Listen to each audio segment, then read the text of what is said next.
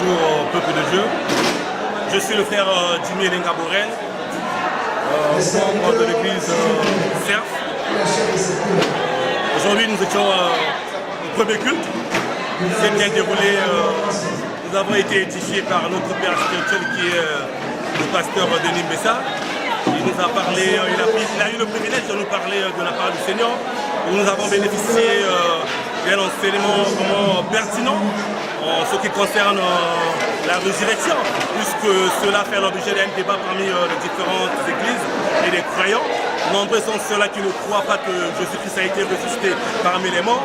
Et il y a des églises qui prônent l'idée selon laquelle que Jésus a été mis à mort et qui demeure jusqu'alors dans le tombeau.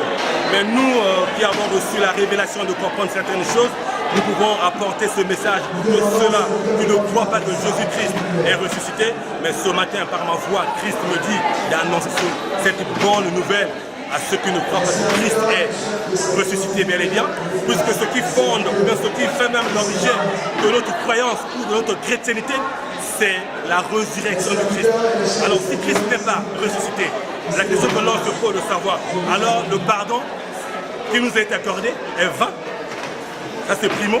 Secondo, si Christ n'est pas ressuscité, ce qui veut dire que le sacrifice à la croix aussi est vain. Si Christ n'est pas ressuscité, ce qui revient à dire que sa mission sur la terre aussi est vaine. Vous voyez, donc toutes ces questions que nous posons nous donnent la possibilité de comprendre que Jésus-Christ est ressuscité bel et bien. Puisque même les Sanhédriens, même les Sadducéens, même ceux qui étaient contre du fait que Christ est ressuscité, ont corrompu les militaires, si on peut dire en termes d'aujourd'hui, que nous appelons les soldats romains, pour leur dire que n'annoncez pas l'évangile au reste du peuple, de les cacher que Christ est ressuscité. Mais la Bible dit dans Matthieu qu'ils n'ont pas pu garder la nouvelle, alors ils sont allés dire que Christ est ressuscité réellement. Pour moi, c'est une bonne nouvelle de ma part et j'ai été vraiment bel et bien enrichi par papa.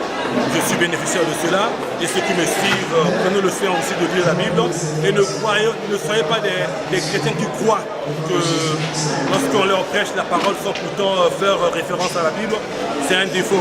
Il faut prendre le soin de lire et de comprendre après qu'on vous ait enseigné la parole. Merci tout comme intervention de ma part. Je vous remercie. Bon dimanche, que Dieu vous bénisse. Maman, en fait, elle a posé une question pour savoir, parce que papa a dit Jésus-Christ avait le même corps que Adam. Pour autant, il n'est pas tombé, pourtant, Adam est tombé. Et là, maman a la réponse elle-même. La réponse est le libre arbitre. Le culte en lui-même, et puis également le thème du message. Un message très vivant aussi. Ce qui est important aussi quand on parle de la résurrection, qu'on puisse voir aussi à travers le prédicateur les effets aussi de cette résurrection. Quand les disciples ont découvert que Jésus était ressuscité, ils ont retrouvé aussi tout leur zèle, toute leur force, et ça les a préparés aussi à recevoir le baptême du Saint-Esprit, à partir duquel ils ont pu maintenant répandre l'évangile partout dans le monde, de l'époque contemporaine. Je crois qu'aujourd'hui, l'Église a besoin aussi constamment de retrouver cette vigueur qui est seulement contenue dans la personne de Jésus vivante. Quand on découvre à nouveau que Jésus est vivant, tout puissant, ça nous donne de la force d'aller apporter cette bonne nouvelle partout dans le monde. Voilà donc, que Dieu bénisse cette Église.